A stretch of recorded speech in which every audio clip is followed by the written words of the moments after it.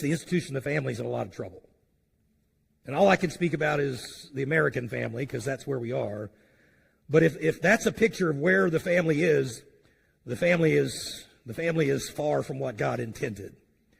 Now, this, by the way, you're figuring this out. It's a long introduction to get to our text, and it's necessary to build a foundation of where I'm going this morning, so just hang with me.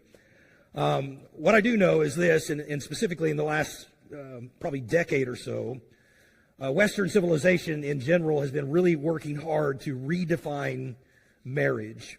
I was speaking with our guys in our Tuesday night Bible class that we're going through on how to study the Bible, to preach it or teach it, and talking about the importance of defining words in the Scriptures.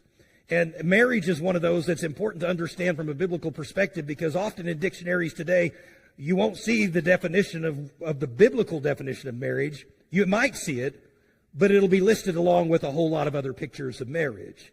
And we have to remember that this is it's not just a cultural attack, it's really a spiritual attack on the foundation of the family. In fact, 40 some odd years ago, in 1988, author and pastor James Boyce, he observed this reality in the marriage back then, and he said this about what's taking place against the marriage. He said this: the biblical marriage is today under a most ferocious and persistent attack.